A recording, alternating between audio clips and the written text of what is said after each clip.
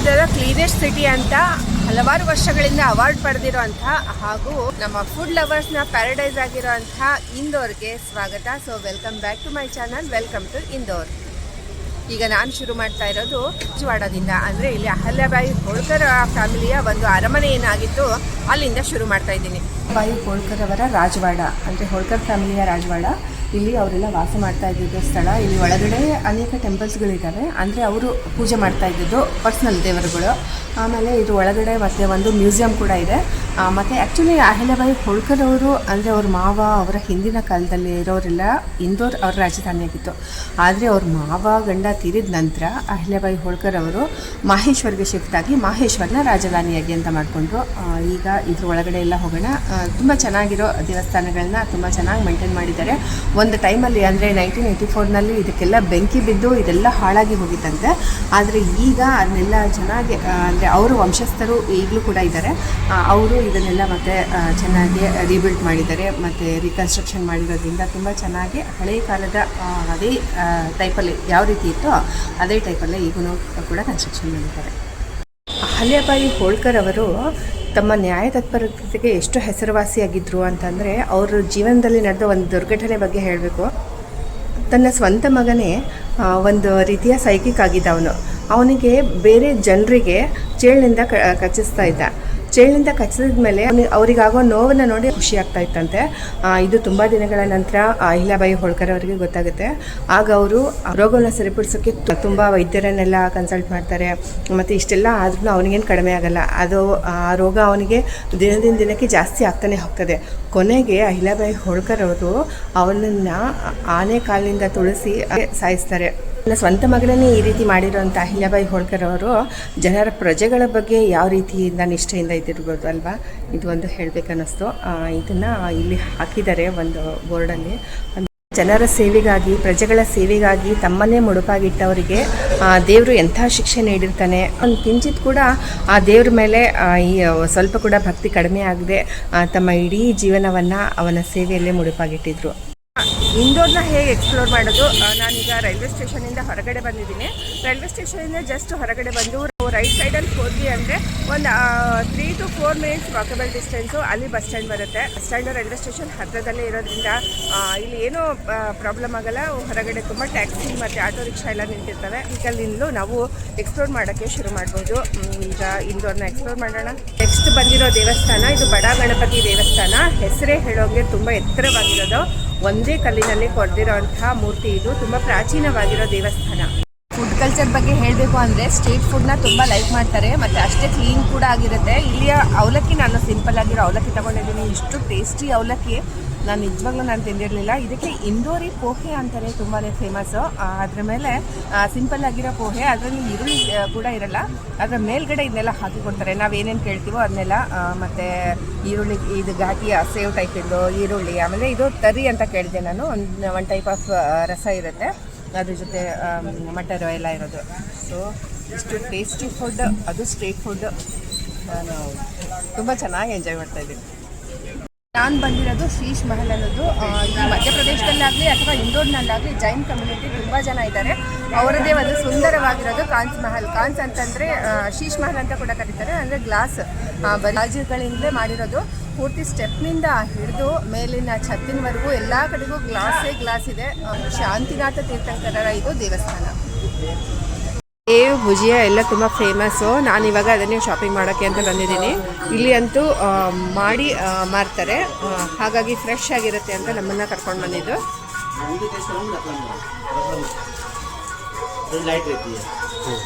The famous Annapurna temple ಯಾಕೆ ಅಂತಂದರೆ ಇಲ್ಲಿಯ ಒಂದು ಶಿಲ್ಪಕಲೆಗೆ ತುಂಬ ಹೆಸರುವಾಸಿ. ನಮಗಂತೂ ಗೊತ್ತಿರೋ ಹಾಗೆ ತುಂಬ ಚೆನ್ನಾಗಿ ಕಾಣಿಸ್ತಾ ಇದೆ ಈ ಕಡೆಯಿಂದ ಹೊರಗಡೆಯಿಂದ. ಮತ್ತು ಈ ಗೋಪುರದಿಂದ ನೋಡಿದರೂ ಕೂಡ ನನಗೆ ಮೀನಾಕ್ಷಿ ಅಮ್ಮ, ಮಧುರೈನ ಮೀನಾಕ್ಷಿ ಅಮ್ಮನ ಟೆಂಪಲ್ನ ನನಗೆ ನೆನಪಾಯಿತು. ಅವನ್ನೆಲ್ಲ ನೋಡಿದರೆ ಆ ಥರ ಅನಿಸುತ್ತೆ. ಈಗ ಒಳಗಡೆ ಹೋಗೋಣ. ದೇವತೆಯಾದ ಶಿವ ಅನ್ನಪೂರ್ಣನ ಹತ್ರ ಭಿಕ್ಷೆಗಾಗಿ ಬರ್ತಾನೆ, ಆಹಾರದ ಭಿಕ್ಷೆಗಾಗಿ. ಮಾರ್ಬಲ್ನಲ್ಲಿ ಅತಿ ಸೂಕ್ಷ್ಮ ಕೆತ್ತನೆಗಳಿಂದ ಈ ಶಿಲ್ಪಕಲೆಯನ್ನು ನೋಡಿ ಎಷ್ಟು ಚೆನ್ನಾಗಿ ಮಾಡಿದ್ದಾರೆ. Full white ಮಾರ್ಬಲ್ನಲ್ಲಿದೆ.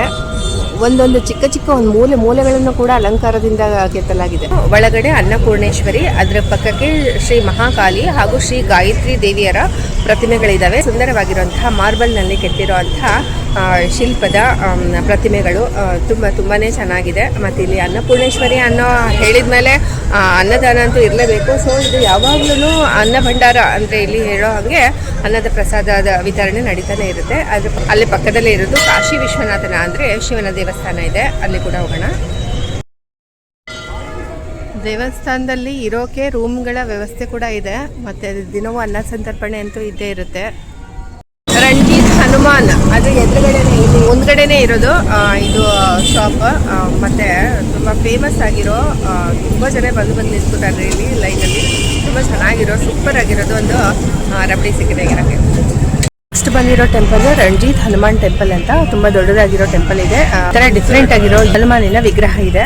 ಮತ್ತೆ ಒಳಗಡೆ ಅಂತೂ ತುಂಬಾ ಚೆನ್ನಾಗಿರೋ ದೊಡ್ಡದಾಗಿರೋ ಒಂದು ಕ್ಯಾಂಪಸ್ ಇದೆ. ಈ ದೇವಸ್ಥಾನ ಈ ಮಾರ್ಕೆಟ್ ಹತ್ರನೇ ಇರೋದು. ಇದು ಖಜರಾನ ಅನ್ನೋದೊಂದು ಏರಿಯಾ. ಇಲ್ಲಿರೋದು ತುಂಬಾ ಫೇಮಸ್ ಆಗಿರೋ ಗಣಪತಿ ಟೆಂಪಲ್.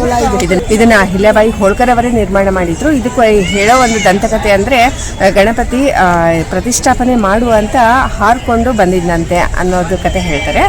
ಮತ್ತೆ ಇದು ಆಕ್ಚುಲಿ ಔರಂಗಾಬಾದ್ನಿಂದ ಈ ಗಣಪತಿ ಅಂತಂದು ಇಲ್ಲಿ ಪ್ರತಿಷ್ಠಾಪನೆ ಮಾಡಿದ್ದಾರೆ. ದೇವಸ್ಥಾನಗಳ ಕಾಂಪ್ಲೆಕ್ಸ್ ಏನಿದೆ ಮತ್ತೆ ತುಂಬಾ ಸುಂದರವಾಗಿರುವಂತಹ ಟೆಂಪಲ್ ಇದು. ತುಂಬಾ ದೊಡ್ಡದಾಗಿದೆ. ಹೊರಗಡೆ ಅಂತೂ ದೊಡ್ಡದಾಗಿರೋ ಪಾರ್ಕಿಂಗ್, ಮತ್ತೆ ಇಲ್ಲಿ ಸ್ಟೇ ಮಾಡೋಕ್ಕೂ ಕೂಡ ತುಂಬಾ ಉತ್ತಮವಾಗಿರುವಂತಹ ವ್ಯವಸ್ಥೆ ಇದೆ ಈ ದೇವಸ್ಥಾನದಲ್ಲಿ. ಮತ್ತೆ ತುಂಬಾ ರೂಮ್ಸ್ ಎಲ್ಲ ಹೊಸದಾಗಿ ಕಟ್ಟಿರೋಂಥದ್ದು. ದೇವಸ್ಥಾನ ಹೇಳಿದ ಹಾಗೆ ತುಂಬ ಚೆನ್ನಾಗಿರೋ ದೇವಸ್ಥಾನ. ಎಲ್ಲ ದೇವಸ್ಥಾನಗಳು ಇಲ್ಲಿದ್ದಾವೆ. ದೇವಸ್ಥಾನಗಳ ಕಾಂಪ್ಲೆಕ್ಸ್ ಎಲ್ಲಿದೆ. ಈಶ್ವರ, ದುರ್ಗಾ ಮಾತಾ, ಗಣಪತಿ ಅಂತೂ ಸರಿನೇ, ಮತ್ತು ಮಾರುತಿ, ತಿರುಪತಿ ವೆಂಕಟೇಶ, ರಾಧಾಕೃಷ್ಣ, ಶ್ರೀರಾಮನ್ ದರ್ಬಾರ್, ಸಾಯಿ, ಶಿರ್ಡಿ ಸಾಯಿಬಾಬಾ, ಈ ಥರ ಬಹಳಷ್ಟು ದೇವಸ್ಥಾನಗಳು ಇಲ್ಲಿದ್ದಾವೆ. ಎಲ್ಲ ದೇವಸ್ಥಾನಗಳನ್ನ ನೋಡೋಕ್ಕಂತೂ 1 ಅವರ್ ಬೇಕಾಗುತ್ತೆ. ಮತ್ತು ಇದು ಬೆಳಗ್ಗೆ 5 ಗಂಟೆಯಿಂದ ಮಧ್ಯಾಹ್ನ 12 ಗಂಟೆವರೆಗೂ, ಆನಂತರ ಮತ್ತೆ ಸಂಜೆ 5 ಗಂಟೆಯಿಂದ ರಾತ್ರಿ 9 ಗಂಟೆವರೆಗೂ ತೆರೆದಿರುತ್ತೆ. ಇರೋದು ಇಂದೋರ್ನ ಫೇಮಸ್ ಚಪ್ಪನ್ ದುಕಾನಿ ಅಂತ ಹೇಳೋಂಗೆ. ಚಪ್ಪನ್ ಅಂತಂದ್ರೆ 56. ಮೊದಲಿಂದಲೂ ಇಲ್ಲಿ 56 ಓನ್ಲಿ ಸ್ಟ್ರೀಟ್ ಹಬ್ ಆಗಿರೋಂಥದ್ದು. ಮೊದಲಿಂದ 56 ಹೋಟೆಲ್ಸ್ ಇದ್ವು, ಆದರೆ ಈಗ ಇನ್ನೂ ಜಾಸ್ತಿ ಆಗಿದ್ದಾವೆ. ತಿನಿಸು ಪ್ರಿಯರಾಗಿದ್ದರೆ ಇಲ್ಲಿ ಸಿಗ್ಲಾರ್ದಂಥ ಅಥವಾ ಇಲ್ಲಿ ನೀವು ಯಾವತ್ತೂ ಕೇಳದೇ ಇರೋಂಥ ಐಟಮ್ಸ್ ಕೂಡ ಇಲ್ಲಿ ಸಿಗ್ತವೆ. ತುಂಬ ಚೆನ್ನಾಗಿರೋ ಒಳ್ಳೆ ಫುಡ್ ಕ್ವಾಲಿಟಿ. ಇಂದೋರ್ ಮೊದಲಿಂದಲೂ ಫೇಮಸ್ಸು. ಇಂದೋರು ಒಳ್ಳೆ ಸ್ವೀಟ್ಸಿಗೆ ಹಾಗೂ ಅಲ್ಲಿಯ ನಮ್ಕಿನ್ಗೆ ತುಂಬ ಫೇಮಸ್ಸು. ಈಗಂತೂ ನಾನು ಬಂದಿರೋದು, ನಾನು ಕೂಡ ನಿಮ್ಮ ಹಾಗೆ ತುಂಬಾ ತಿನಿಸು ಪ್ರಿಯಳು, ಹಾಗಾಗಿ ನಾನು ಬಂದಿದ್ದೀನಿ. ಬಂದಿರೋದು ಇಂದೋರ್ನ ಮೋಸ್ಟ್ ಅಟ್ರಾಕ್ಟಿವ್ ಡೆಸ್ಟಿನೇಷನ್ ಲಾಲ್ಬಾಗ್ನ ಪ್ಯಾಲೇಸ್. ಇದು ಅಹಿಲ್ಯಾಬಾಯಿ ಹೋಳ್ಕರ್ ನಂತರ ಅದಾದ್ಮೇಲೆ ಬಂದಿರೋ ವಂಶಜರ ಇದು ರೆಸಿಡೆನ್ಷಿಯಲ್ ಆಗಿತ್ತು. ಈಗೀಗ ಇದನ್ನ ಮ್ಯೂಸಿಯಂ ಆಗಿ ಕನ್ವರ್ಟ್ ಮಾಡಿದ್ದಾರೆ. ಮೋಸ್ಟ್ ಬ್ಯೂಟಿಫುಲ್ ಆಗಿದೆ ಅಂತ ಹೇಳಿದ್ರು. ಇದಕ್ಕೆ 20 ರೂಪೀಸ್ನ ಎಂಟ್ರಿ ಟಿಕೆಟ್ ಇದೆ. ಇದು ಬೆಳಗ್ಗೆ 7 ಗಂಟೆಯಿಂದ ಸಂಜೆ 5 ಗಂಟೆವರೆಗೂ ತೆರೆದಿರುತ್ತೆ. ಈಗ ಒಳಗಡೆ ಹೋಗೋಣ. ಪ್ಯಾಲೇಸ್ ಇಂದೋರ್ ನಗರದ ನಡುವೆ ಸೆಂಟರ್ನಲ್ಲಿದೆ. 72 ಎಕರೆ ಈ ವಿಶಾಲವಾದ ಪರಿಸರದಲ್ಲಿ ಹರಡಿಕೊಂಡಿದೆ. ಮತ್ತೆ ಹೋಳ್ಕರ್ ವಂಶದ ಮಹಾರಾಜ ತುಕೋಜಿರಾವ್ ದ್ವಿತೀಯ ಇವರು 1871ರಲ್ಲಿ ಲಾಲ್ಬಾಗ್ ಪ್ಯಾಲೇಸ್ನೇನೋ ನಿರ್ಮಾಣಕ್ಕೆ ಶುರು ಮಾಡಿದ್ರು, ಆದರೆ ಅರ್ಧಕ್ಕೆ ನಿಲ್ಲಿಸಿದ್ರು. ಆ ನಂತರ 1819ರಲ್ಲಿ ಶಿವಾಜಿರಾವ್ ಹೋಳ್ಕರ್ ಅವರು ಇದನ್ನ ಪೂರ್ಣ ಮಾಡಿದ್ದಾರೆ. ಬ್ಯೂಟಿಫುಲ್ ಆಗಿರೋ ಇಂಟೀರಿಯರ್ ಸ್ಟ್ರಕ್ಚರ್ ಇದೆ. ಇದು ಮಸ್ತ್ ಈಗ ಇನ್ನೂ ನಡೀತಾನೆ ಇದೆ ಇಲ್ಲಿ ಎಲ್ಲ ಕೆಲಸ. ಇನ್ನೂ ಫರ್ನಿಚರ್ ಎಲ್ಲ ಹೊಸದಾಗಿ ಇಟ್ಟಿದ್ದಾರೆ. ವೆಸ್ಟರ್ನ್ ಡೈನಿಂಗ್ ಇದು. ಇಲ್ಲಿ ಇದ್ರದ್ದೆಲ್ಲ ಕಾಂಟ್ರಾಕ್ಟ್ ಎಲ್ಲ ಕೊಟ್ಟಿರೋದು, ಅಂದರೆ ಕನ್ಸ್ಟ್ರಕ್ಷನ್ ಕಾಂಟ್ರಾಕ್ಟ್ ಎಲ್ಲ ಕೊಟ್ಟಿರೋದು ಬ್ರಿಟಿಷ್ ಕಂಪನಿಗಂತೆ. ಹಾಗಾಗಿ 3 ರಾಜರು ಕಂಟಿನ್ಯೂ ಆಗಿ ಇದನ್ನ ಕೆಲಸ ಮಾಡಿಸ್ತಾ ಇದ್ದಾರೆ. 20-30 ವರ್ಷಗಳ ಕಾಲ ಒಬ್ಬೊಬ್ಬ ರಾಜರು. ಮತ್ತೆ ಆಗಿನ ಕಾಲದಲ್ಲಿ 1 ಲಕ್ಷಕ್ಕೆ ಇದರದ ಕಾಂಟ್ರಾಕ್ಟ್ ಕೊಟ್ಟಿದ್ರಂತೆ. ಗೌರ್ಮೆಂಟ್ ಆಫ್ ಮಧ್ಯಪ್ರದೇಶ್ ಮತ್ತು ವರ್ಲ್ಡ್ ಮಾನ್ಯುಮೆಂಟ್ ಫಂಡ್ ಇಂದ ಇದರ ಮೇಂಟೆನೆನ್ಸ್ ಅನ್ನೋದಕ್ಕಿಂತ ರೀಬಿಲ್ಡಿಂಗ್ ಅಥವಾ ಆರ್ಕಿಟೆಕ್ಚರ್ ಅಥವಾ ರೀಕನ್ಸ್ಟ್ರಕ್ಷನ್ ನಡೀತಾ ಇದೆ. ಹೋಗಿ ಬಂದೆ. ತುಂಬಾನೇ ಬ್ಯೂಟಿಫುಲ್ ಆಗಿರೋಂಥ ವರ್ತ್ ಟು ಸೀಟ್. ತುಂಬಾ ಚೆನ್ನಾಗಿದೆ. ಇದರ ಒಳಗಿನ ಆರ್ಕಿಟೆಕ್ಟ್ ಅಂದರೆ ಇಂಟೀರಿಯರ್ ಆರ್ಕಿಟೆಕ್ಟ್ ಏನಿದೆಯಲ್ಲ ಅದು ಅಂತೂ ಸೂಪರ್ ಆಗಿರೋಂಥದ್ದು. ಮತ್ತು ಇದನ್ನು 3 ಭಾಗಗಳಲ್ಲಿ ಭಾಗ ಮಾಡಲಾಗಿದೆ. ಅಂದರೆ ಬೇರೆ ಬೇರೆ ಟೈಮ್ನಲ್ಲಿ ಬೇರೆ ಬೇರೆಯಾಗಿ ಇದರದ ರಿನೋವೇಷನ್ ನಡೆದಿದೆ. ಇದನ್ನು ಬ್ರಿಟಿಷ್ ಕಂಪನಿ ಕೊಟ್ಟಿರೋದ್ರಿಂದ ಈಗಲೂ ಕೂಡ ಅದರ ಆರ್ಕಿಟೆಕ್ಟ್ ಎಲ್ಲ ನಾವು ಫಾರಿನ್ ಆರ್ಕಿಟೆಕ್ಟ್ ಟೈಪೇ ಒಳಗಡೆಯಿಂದ ಎಲ್ಲ ನೋಡ್ತೀವಿ. ತುಂಬಾ ಚೆನ್ನಾಗಿದೆ. ಮತ್ತು ಒಳಗಡೆ ಏನೋ ಎಲ್ಲ ಕಡೆಗೂ ಇನ್ನೂ ರಿನೋವೇಷನ್ ನಡೀತಾ ಇರೋದ್ರಿಂದ ತುಂಬ ಕಡೆ ನಮಗೆ ಸ್ಟಾಪ್ ಮಾಡಿದ್ದಾರೆ. ಅಲ್ಲಿ ಒಳಗಡೆ ಏನೂ ಎಂಟ್ರಿ ಇಲ್ಲ. ಬಟ್ ಇನ್ನೂ ಕೆಲವೊಂದು ವರ್ಷಗಳಲ್ಲಿ ಅದು ಪೂರ್ತಿಯಾಗಿ ಆಗಬಹುದು. ತುಂಬಾ ಚೆನ್ನಾಗಿದೆ. ಮತ್ತು ಒಳಗಡೆ ಹೋಗಿ ಬರೋಕ್ಕೆ 1 hour ಬೇಕಾಗುತ್ತೆ. ಕೇಳಿ ಮಹಾಕಾಲ, ಇವ್ರಿಗೂ ಮಹಾನ್ ಆಗಿರೋನು ಅಥವಾ ಕಾಲಕ್ಕೂ ಮೀರಿದವನು ಮಹಾಕಾಲ.